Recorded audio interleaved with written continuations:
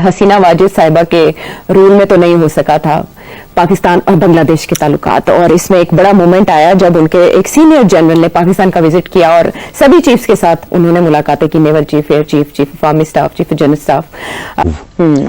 जी, पहले ये कि इंडिया के साथ ताल्लुकात खराब करना और फौरी तौर पे पाकिस्तान के साथ अच्छा करना। मेरा ये ख्याल था कि ये आहिस्ता आहिस्ता चलेंगे, जी, क्योंकि देखिए हसीना की कंस्टिट्यूंसी तो है ना बांग्लादेश में, जी, ठीक, तो और वो 15 साल रही है, तो एकदम उसको रिवर्स करना might be to difficult.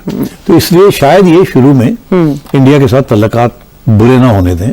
Other ममालिक की अस्करी क़यादत का बांग्लादेशी आर्मी के principal staff officer lieutenant general SM Kamrul Hasan की दौरा पाकिस्तान में अहम मुलाकातें।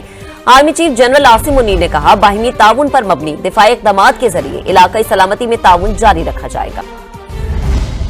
पाकिस्तान और बांग्लादेश की मुसल्लह अफ़वाज दोनों मुल्कों की पायदार शराकतदारी का तहफ़्फ़ुज़ करने के लिए पुरअज़्म, कोई बैरूनी रुकावट हाइल नहीं होने दी जाएगी। बांग्लादेशी अस्करी क़यादत के दौरे पाकिस्तान और अहम मुलाकातों में तय कर लिया गया इलाकाई अमन, सलामती और इस्तेहकाम के लिए ताउन जारी रखने पर इत्तेफाक। Army chief general Syed Asim Munir के साथ बांग्लादेश की मुसल्लह अफ़वाज के principal staff officer lieutenant general SM Kamrul Hasan की बैठक। जनरल आसिम मुनीर ने खित्ते में अमन और इस्तेहकाम को फरोग देने के लिए मुश्तरका कोशिशों की अहमियत का अयादा किया। कहा, दोनों ममालिक बाहमी ताउन पर मबनी दिफाई इक़दामात के जरिए इलाकाई सलामती में ताउन जारी रखेंगे। वो फ्रीडम फाइटर्स है सर, आप फ्रीडम फाइटर्स खानी भी मुंह दिखानी पड़ी, वो आजादी की लड़ाई लड़ रहे हैं सर, आजादी की लड़ाई लड़ रहे हैं। खुद कहा विवेक, आपने खुद कहा, विवेक आपने खुद ये बात कही, आपने ये खुद कही कि ये तालिबान पाकिस्तान का अपना मामला है, तालिबान ने कहा हमारा मामला नहीं। अभी तो बार बार यही कह रहे हैं कि TTP जो है उसको फाइनेंस किया जा रहा है। TTP को जो बैंड आउटफिट्स हैं इस वक्त पाकिस्तान वेस्टर्न बॉर्डर की जो चैलेंजेस हैं पाकिस्तान को, और एक बदकिस्मती से हमारा एक पड़ोसी जिससे कि भरपूर नुमाइंदगी जो है ये गौरव आर्या साहब कर रहे हैं, जो कि फाइनेंसर भी हैं, बड़े अच्छे मशवरे भी बड़े अच्छे देते हैं स्टेट ऑफ इंडिया को, जो कि एक सेकुलर स्टेट है सो कॉल्ड। उसको ये कहते हैं कि इस तरीके से इनकी फॉल्ट लाइंस पे काम करो, बरामदा को बुलाओ, हैर ब्यार को बुलाओ, जावेद को बुलाओ, उनको पैसा दो, इनके अंदर मजहबी जो है ना वो मुनाफरत को ज्यादा बढ़ाओ। नमस्कार दोस्तों, कैसे हैं आप लोग? आशा करता हूँ आप लोग स्वस्थ होंगे। हमारे चैनल में आपका स्वागत है। इसी तरह हमारे वीडियो को लाइक करिए, सब्सक्राइब करिए और बेल आइकन जरूर दबाइए, और हो सके तो उतना शेयर करिए। तो ज्यादा समय ना लेते हुए चलिए वीडियो स्टार्ट करते हैं। Let's begin. डिप्लोमेटिकली, ताकि इंडिया डिस्टेबलाइज ना करे और इसी तरीके से पाकिस्तान के साथ आहिस्ता आहिस्ता आगे बढ़े। और यहाँ तो उन्होंने जिस स्पीड के साथ इंडिया को फारग किया और पाकिस्तान ने जब भी पा ली, उन सब obviously we are delighted, we are delighted, India is very angry and upset. तो एक तो ये, तो दूसरी चीज ये कि अब वो कहाँ बातें जो है कहाँ से कहाँ चल जा रही हैं, जी, बातें बड़ी स्पीड के साथ बढ़ती जा रही हैं। हाँ। और यहाँ तक कि अब military cooperation between Bangladesh and Pakistan, उसकी बातें शुरू हो गई, एक्सपोर्ट्स इंपोर्ट्स की बातें शुरू हो गई। हाँ, ये अभी ट्रेड डेलीगेशन की बातें शुरू हो गई, ट्रेड डेलीगेशन हो गया है। तो मैं समझता हूँ this is a major breakthrough and it's a major setback for India, जिसके ऊपर इंडिया ने बड़ी इन्वेस्टमेंट की हुई है इन बांग्लादेश। तो गुड लक। अब देखना ये कि हमारी तरफ से और उनकी तरफ से आगे कैसे पेशकदमी होती है। ये आपका ख्वाब कभी भी शर्मिंदा ताबीर नहीं होगा। उसकी वजह यह है कि तालिबान के साथ हमारी बहुत सारी नजरियाती वाबस्तगी है, हमारी सरहदी वाबस्तगी है, हमारी इस्लामी वाबस्तगी है, हमारी जज्बाती वाबस्तगी है। तालिबान के साथ हमारा एक नेबर है और उसको पता है अच्छी तरीके से।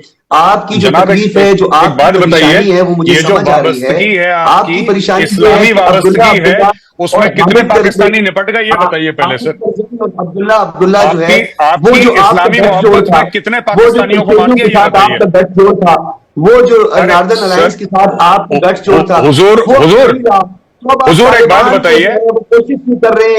अरे विवेक ये लंबा चौड़ा पॉलिटिकल भाषण देने के लिए यहाँ पे आए हैं। मैं इनको एजुकेट करना चाहता हूँ। जी मैं एक बार इनको जो पाकिस्तानी बुखारी साहब जवाब ले लेंगे इसका, जीने बख्शी सर के पास जाओ।